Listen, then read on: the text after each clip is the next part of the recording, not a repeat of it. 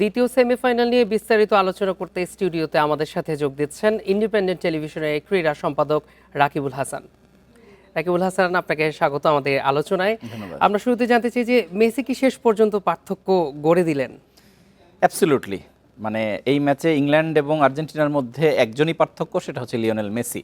এবং সত্যিকার অর্থে 39 বছর বয়সী একজন এই পরিমাণ ইম্প্যাক্ট রাখতে পারেন একটা ম্যাচে, বিশেষ করে বিশ্বকাপের সেমিফাইনালে, যেখানে দল পিছিয়ে আগে যা হয়েছে, কিন্তু এই যে পার্টিকুলার ম্যাচটা যদি ধরেন, এখানে আমাদের রিপোর্টের মধ্যে একটা লাইন ছিল যে 86-তে হ্যান্ড অফ গড, মানে যেটা নিয়ে অনেক বিতর্ক, ম্যারাডোনা হাত দিয়ে গোল করেছিলেন, তখন ভিএআর ছিল না, সেটা নিয়ে অনেক বিতর্ক আছে। কিন্তু এবার আসলে সেই ইংল্যান্ড দেখলো ফুট অফ গড, মানে মেসির পায়ের অ্যাকুরেসি কি পরিমাণ।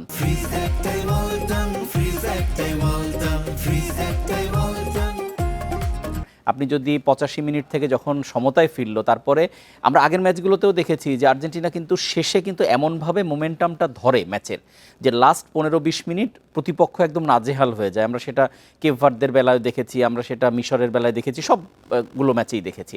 ফলে এই জায়গাটায় মেসি একা গতকাল, মানে যে ম্যাচটা হয়ে গেল গত রাতে, সেখানে 2টো অ্যাসিস্ট করেছেন।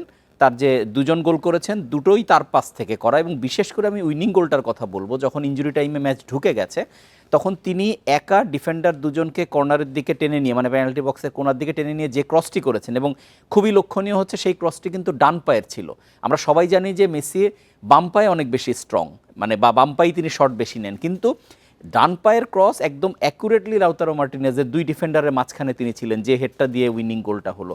সো এটা অ্যাবসলিউটলি মেসি ছাড়া সম্ভব নয়, এ বিষয়ে কোনো সন্দেহ নেই, এবং তিনি একাই এই ম্যাচটায় পার্থক্য গড়ে দিলেন। আমরা কিন্তু আসলে চমৎকার একটি খেলা দেখলাম। এই খেলার 85 মিনিট পর্যন্ত এগিয়ে থাকার পরও ইংল্যান্ডের হারের কারণ কি হতে পারে?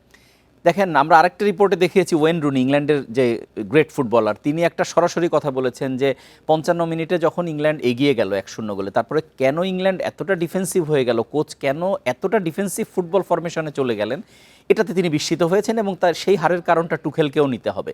যদিও টমাস টুখেল পরে একটা কথা বলেছেন যে অনেক বেশি ভ্রমণ আমাদের করতে হয়েছে, আমাদের লাল কার্ড ছিল, যে কারণে তারা হয়তো চিন্তা করেছে যে যেহেতু 1 গোলের লিড আছে এবং তাদের ডিফেন্ডিংটা ভালো, তারা সেই কারণে গুটিয়ে নিয়েছে। কিন্তু একটা জিনিস তারা ভুল করেছে, যে যেভাবে মেক্সিকোকে রোখা গেছে, মেক্সিকো আর আর্জেন্টিনা তো এক না। এবং আর্জেন্টিনার এটা তো দেখাই ছিল যে আগের কয়েকটা ম্যাচে তারা শেষে 10 মিনিট অনেক বেশি পেনিট্রেট করে প্রতিপক্ষকে, এত বেশি চাপিয়ে রাখে যে সেখান থেকে গোল যে কোনো সময় বেরোতে পারে। এটা জানা থাকার পরেও ওনার কোনোভাবেই উচিত হয়নি ডিফেন্সিভ ফুটবলে যাওয়া। এবং সত্যিকার অর্থে আপনি যখন বল পজিশন দেখবেন, সেখানে প্রায় 70-এর কাছাকাছি, 65-র উপরে হচ্ছে আর্জেন্টিনা, এবং ইংল্যান্ড 35-এর দিকে। ফলে এটা হয়েছেই কিন্তু ওই যে লিড নেওয়ার পরের টাইমটা, কারণ তখন পুরাটাই আর্জেন্টিনার পায়েই বল ছিল এবং তারা একটার পর একটা অ্যাটাক করেছে। ইংল্যান্ডের তো বরং লাক ভালো যে 2টা বল পোস্টে লেগেছে, বা গোলকিপার সেভ করেছেন, পিকফোর্ড ভালো কিছু সেভ করেছেন। তা না হলে কিন্তু ব্যবধান মানে আরও বড় হতে পারতো, এবং খেলায় আর্জেন্টিনা আরও আগেই ফিরে আসতে পারতো, কিংবা লিড নিয়ে ফেলতে পারতো। এখন সব কিছু মিলে এখানে অবশ্যই কাটাছেড়া হবে যে ইংল্যান্ড এই ডিফেন্সিভ ফুটবল খেলে এইভাবে ফাইনালে যাওয়ার চেয়ে অবশ্যই আর্জেন্টিনা অনেক বেশি বেটার এবং প্রাণবন্ত ফুটবল খেলেছে। এবং আমরা যেটা ফাইনালের লাইন আপ তো পেয়ে গেলাম, স্পেন এবং আর্জেন্টিনা, তারা দুদলই এমন ফরমেশন বা এমন স্টাইল মেনটেন করে খেলে যে কোনো সন্দেহ নেই একটা এন্টারটেইনিং ফাইনাল আমাদের জন্য অপেক্ষা করছে, এবং যেখানে বেস্ট পসিবল দুটো দলই আমার ধারণা মানে সেখানে জায়গা করেছে।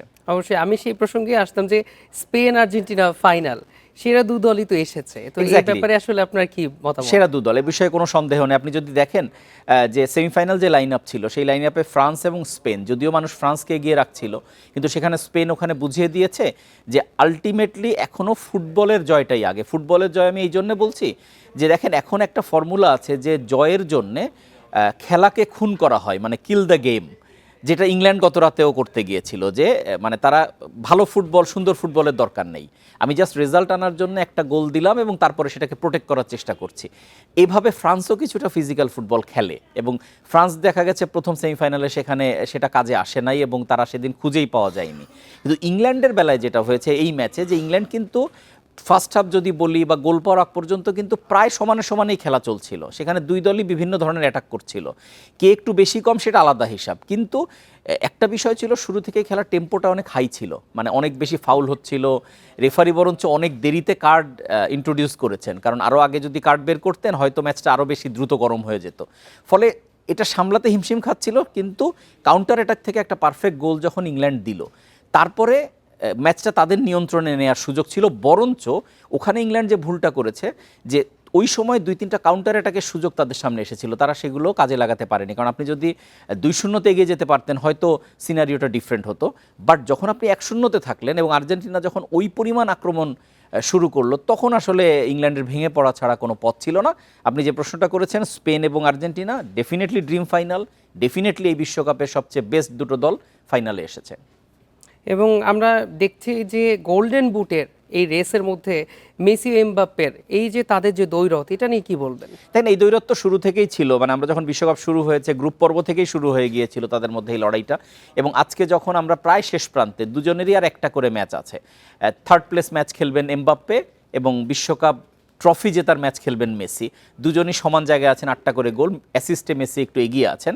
এখন প্রশ্ন হচ্ছে, যেহেতু থার্ড প্লেস ম্যাচটা একটু প্রেশারলেস ম্যাচ, সেখানে যদি এমবাপ্পে বেশি গোল করে গোল্ডেন বুট জিতেও নেন, এ বিষয়ে আমার কোনো সন্দেহ নেই যে গোল্ডেন বল মেসির কাছেই যাচ্ছে। আর যদি মেসি গোল্ডেন বুট নিয়ে নেন, তাহলে এমনও হতে পারে যে গোল্ডেন বল এবং বুট দুজনই একই জন পাচ্ছেন, এরকমও সম্ভাবনা আছে। কারণ আবার বলছি, 39 বছর বয়সে একজন মানুষ কিভাবে এই লেভেলের ফুটবল খেলেন এবং এরকম একটা প্রেশার ম্যাচ, এর আগে তিনি একাধিক 120 মিনিটের ম্যাচ খেলেছেন। 120 মিনিটের ম্যাচ খেলা not a matter of joke, এবং একাধিক নকআউট ম্যাচ।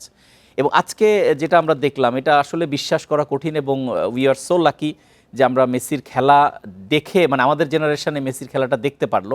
একটা সময় যেমন আমরা, মানে আমি যখন একদম ছোট, তখন ম্যারাডোনার মানে শুধু কিছু ক্লিপিংস পেয়েছি। আমাদের আগের জেনারেশন ম্যারাডোনার খেলা পেয়েছে। এবং আপনারা যারা এখন মানে মেসি দেখে আপনারা মানে ফুটবলটার থেকে পরের ধাপে যাবেন। আরেকটা কথা এখানে ইম্পর্টেন্ট, সেটা হচ্ছে যে ফাইনালে একটা মজার দ্বৈরথ হবে। সেটা হচ্ছে মেসির সঙ্গে আগামীর মেসির লড়াই।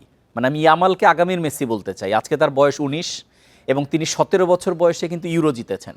মানে এটা এত কম বয়সে ইউরো জেতা, এটা অবিশ্বাস্য রেকর্ড। আজকে 19 বছর বয়সে উনি বিশ্বকাপ ফাইনাল খেলবেন এবং যার সঙ্গে খেলবেন তিনি আবার সব ধরনের সাফল্যের পথ পাড়ি দিয়ে এসেছেন, লিওনেল মেসি। ফলে সেটার একটা ইন্টারেস্টিং লড়াই হবে যে এখনকার মেসির সঙ্গে আগামীর মেসির। আমরা আশাবাদী যে সেরা টিমই যেন জিতে। এটা নিয়ে ধন্যবাদ রাকিবুল হাসান আমাদের সাথে এই আলোচনায় যুক্ত হওয়ার জন্য। ধন্যবাদ।